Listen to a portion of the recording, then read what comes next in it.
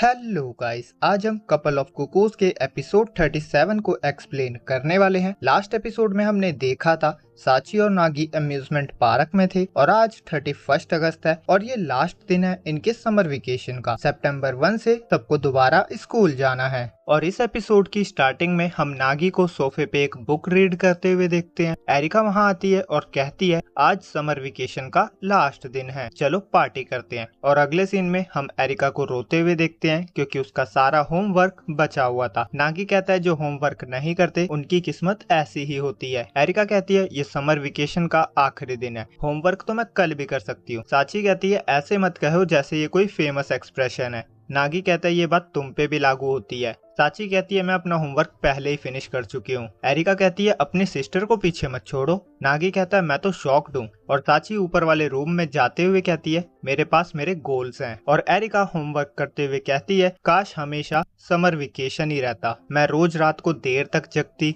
School जाने की कोई जरूरत नहीं होती और मुझे साची और हीरो के साथ खेलने को टाइम मिलता। नागी सोचता है कैसी बच्चों जैसी बातें कर रही है ये। और आगे एरिका कहती है पर एआई सबसे बेस्ट है, मैं सरप्राइज्ड हूँ और सोच रही हूँ कि एआई ने तुम्हें अपने माइंड में रखकर शॉर्ट सर्किट सॉन्ग लिखा होगा। नागी कहता है तुम्हें ऐसा क्यों लगता है। एरिका कहती है शॉर्ट सर्किट एक लव सॉन्ग है, ये लव से ओवरफ्लो हो रहा है और इस सॉन्ग से साफ दिखता है दो लवर्स ने कितने सालों तक एक दूसरे को नहीं देखा है। नागी कहता है मुझसे मत पूछो। एरिका कहती है सब लोग एआई की ही बातें कर रहे हैं, ऑनलाइन हो या टीवी सब एआई से ही भरा हुआ है, अगर कोई मुझे उससे कंपेयर करे तो मैं तो बस एक गार्बेज हूँ। आगे वो कहती है नागी तुम सोशल मीडिया पे नहीं हो ना। और क्योंकि नागी सोशल मीडिया पे नहीं है इसके लिए एरिका उसको रूड कहती है क्योंकि वो इन सब चीजों को इग्नोर करता है। और फिर वो कहती है जो भी हो चलो पढ़ते हैं। और एरिका को होमवर्क करते करते रात हो जाती है और अब फाइनली उसका होमवर्क कंप्लीट हो गया था और वो विनर वाली कॉस्ट्यूम पहनकर आई हुई थी। और नागी कहता है अगर तुमने मेरा काम कॉपी किया होता तो तुम्हारा काम और जल्दी हो गया होता।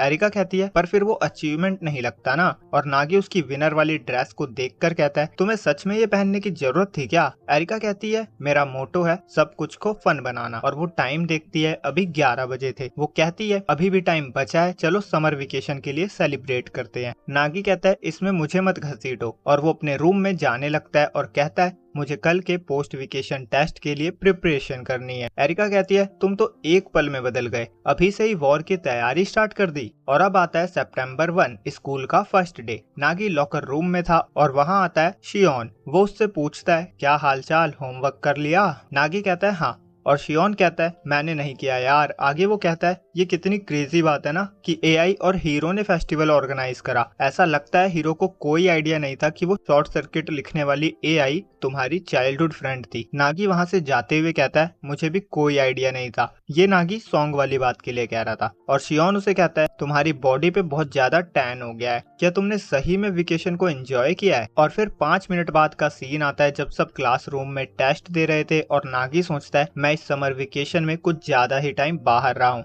इसीलिए मेरी बॉडी पे टैन हो गया है। गाइस टैन तो पता ही होगा ना, जो धूप की वजह से बॉडी पे कालापन आता है। और फिर नेक्स्ट डे का सीन आता है और आज सबको उनके टेस्ट रिजल्ट का पता चलने वाला था और नागी पूरा कॉन्फिडेंट था कि उसने टॉप किया होगा। और टीचर कहते हैं तुम्हें विश्वास नहीं होगा, नागी और हीरो का टाइड हुआ है। और हीरो नागी को कुछ ऐसे देखती है और हीरो के फ्रेंड उसे कॉम्प्लीमेंट देते हैं और नागी सोचता है हमारे बीच ड्रॉ हुआ है और ये हीरो को पसंद नहीं आएगा, पर ये हमारे रिलेशन का सॉल्यूशन भी है। ये नागी इसलिए कह रहा है क्योंकि वो सेकंड नहीं आया था और कंडीशन फर्स्ट आने की थी, तो मतलब ये भी एक सॉल्यूशन ही है। फिर नागी के क्लासमेट्स बात कर रहे थे कि तुम कहाँ गए थे समर वेकेशन में। दूसरा स्टूडेंट कहता है मैं बस अपने रूम में गेम खेल रहा था और सो रहा था, जिससे नागी को काकुरी सा गेम की याद आती है। और फिर एक लड़की कहती है इस समर में मैं बीच पे नहीं जा पाई और दूसरी कहती है मुझे फायरवर्क्स भी देखने को नहीं मिले। और ये सुनकर नागी को बीच की याद, फायरवर्क्स और लास्ट वाला फेस्टिवल, हीरो के साथ भागना, साची के साथ अम्यूजमेंट पार्क में जाना, ऑलमोस्ट पूरे समर वेकेशन की सारी चीजें उसे याद आ जाती है। और फिर नागी सोचता है क्या ये मेरा सबसे अच्छा समर ब्रेक था। और फिर वो अपने लास्ट ईयर की छुट्टियों के बारे में सोचने लगता है कि मैंने लास्ट ईयर पढ़ाई करी, रेस्टोरेंट में हेल्प करवाई, बर्तन धोए, कूड़ा फेंका और फिर स्टडी करा। और फिर वो कहता है मुझे लगता है ये समर वेकेशन में टाइम बिताने का दूसरा तरीका है। और फिर कुछ स्टूडेंट अपने फोन चलाते हुए नागी को देखते हैं और कहते हैं यही है ना वो। दूसरा कहता है यही हो सकता है। और फिर ये दोनों नमूने आते हैं और नागी से कहते हैं ये तो बहुत बड़ा घोटाला हो गया है। नागी कहता है क्या हुआ और शियोन चिल्लाता है टीवी चालू करो और टीवी पे एक न्यूज आ रही थी कि मेगा सुपरस्टार एआई किस लड़के में इंटरेस्टेड है। और स्टूडेंट कहते हैं सामने से हटो शियोन, हमें कुछ नहीं दिख रहा। और फिर टीवी पे नागी की फोटो दिखाते हुए अनाउंस किया जाता है कि ये लड़का है जिसकी वजह से एआई फेस्टिवल में गई थी। यही है वो सेकेंड ईयर हाई स्कूलर जिसका नाम नागी है। एआई इसी से प्यार करती है। स्कूल के सारे स्टूडेंट्स शॉक हो चुके थे कि ये तो नागी है। और टीवी पे तो ये भी बताया जाता है कि ये दोनों बचपन से एक दूसरे को जानते थे, पर फिर एआई दूसरे शहर चली गई और उसके बाद एआई के रिटर्न के साथ ये फिर दोबारा एक साथ हो गए हैं। और ये हम एआई के शॉर्ट सर्किट सॉन्ग के लिरिक्स से भी समझ सकते हैं। और एक इकोनॉमिस्ट कहती है अगर इन दोनों ने अभी शादी कर ली तो पूरे वर्ल्ड पे बहुत ज्यादा प्रभाव पड़ेगा।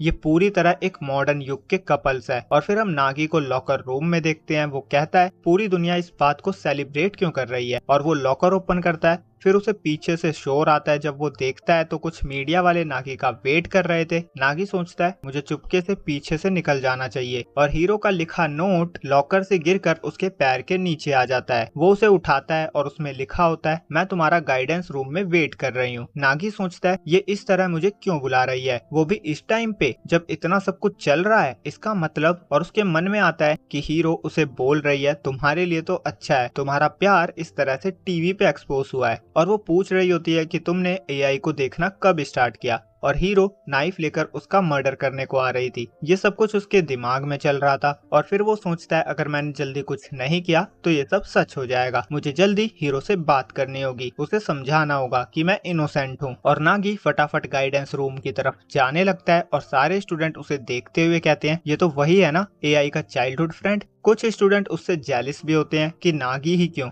और शियोन तो नागी को पकड़ ही लेता है और कहता है तुमने ये सब मुझे क्यों नहीं बताया, क्या हम बेस्ट फ्रेंड नहीं है। नागी कहता है मुझे याद ही नहीं था। और शियोन कहता है पर मुझे नहीं लगता कि तुम एआई के हो पाओगे क्योंकि तुम तो हीरो को पसंद करते हो। और वो कहता है शायद मुझे तुम्हें मास्टर बुलाना चाहिए। नागी कहता है ये तुम्हारी मिसअंडरस्टैंडिंग है। और फिर दो जोकर और आते हैं। वो नागी को शोगन कहते हैं और कहते हैं ये हमारे लिए प्राउड की बात है कि हम उसी स्कूल में हैं जिसमें अगले इंटरनेट स्टार का प्यार है। वो उसे माय लॉर्ड कहते हैं और किसी डॉक्यूमेंट पे उसे साइन करने को कहते हैं। अगले सीन में हम नागी को सेकंड फ्लोर पे जाते हुए देखते हैं क्योंकि गाइडेंस रूम सेकंड फ्लोर पे ही था। और वो जाते हुए कहता है शुक्र है मैंने वो डॉक्यूमेंट साइन नहीं करे। और एरिका नागी का पीछा कर रही थी। नागी उसे देख चुका था और वो सोचता है कि एरिका को भी उससे बात करनी होगी। पर फिर उसे ये भी याद आता है कि वो स्कूल में बात नहीं कर सकते क्योंकि उन्हें अपने एंगेजमेंट को सीक्रेट रखना है। और वो सोचता है एरिका इसीलिए मुझसे बात करने नहीं आ पा रही है। और फिर नागी भागता हुआ हीरो के पास जाता है। इधर एरिका सोचती है स्टूपिड नागी, क्या तुम्हें मुझसे कुछ नहीं कहना। और इधर हीरो नागी से कहती है मैं तुम्हारा ही वेट कर रही थी। वो कहती है ये सब जो हंगामा चल रहा है मैं इसे शुरू से ही नहीं मानना चाहती थी, पर सच में इसने तो बहुत बड़ा धमाका कर दिया है, तुम अचानक से फेमस हो गए हो। आगे वो कहती है हालांकि इस पिक्चर में तुम क्लियर नहीं दिख रहे हो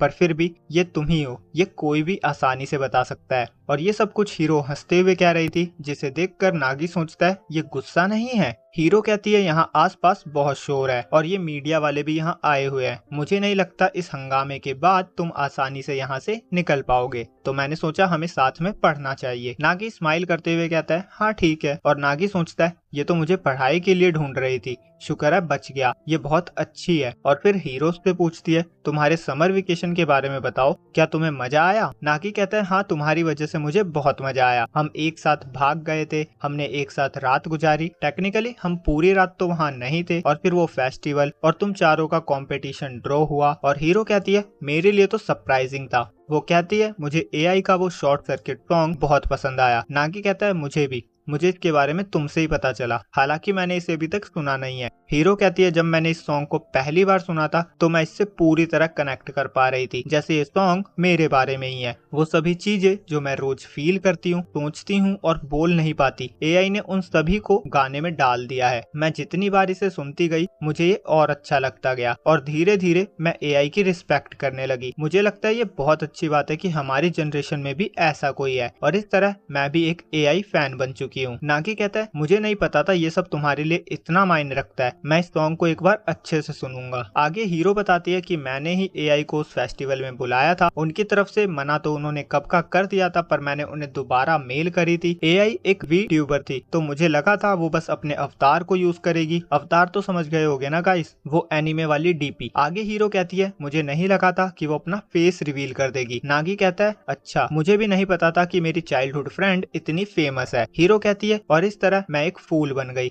गाइस इंग्लिश वाला फूल है, फ्लोवर वाला मत समझना। आगे हीरो बोलती है तुम दोनों ऐसे कपल हो जो सबकी अटेंशन में आ चुके हो, न्यूज के सेंटर में हो, और मैं बस दो स्टार्स के बीच में आ रही हूँ। मैं बस इस खेल की एक प्लेयर हूँ। मुझे लगता है तुम दोनों को अभी भी मुझ पे हंसी आ रही होगी। नागी कहता है ये सच नहीं है, ये एक लंबी कहानी है, पर अगर तुम मेरी बात सुनोगी तो तुम सब समझ जाओगी। और नागी स्टार्टिंग से बताना स्टार्ट कर रहा था, पर हीरो वहाँ से उठ जाती है और कहती है ये बहुत एनोइंग है, मैं सब समझ चुकी हूँ, तुम कुछ मत बोलो। और वो नागी की टाई पकड़ के उसे अपनी तरफ खींचती है। नागी कहता है शांत हो जाओ हीरो, और हीरो उसे किस करती है और नागी का फेस लाल हो जाता है। और फिर हीरो स्माइल करते हुए कहती है प्लीज मुझ पे एक एहसान करना कि मुझसे अब कभी दोबारा बात मत करना। और ये कहकर हीरो चली जाती है और नागी पूरी तरह शॉक्ड हो चुका था। और ये दूसरी बार है जब हीरो ने नागी को बात करने से भी मना कर दिया है। और यहीं पे ये एपिसोड एंड होता है। मुझे पता है गाइस स्टोरी बहुत ज्यादा इंटरेस्टिंग हो चुकी है, मैं खुद भी बहुत ज्यादा एक्साइटेड हूँ, पर सॉरी यार इससे बड़ी वीडियो एक दिन में नहीं बना पाऊंगा,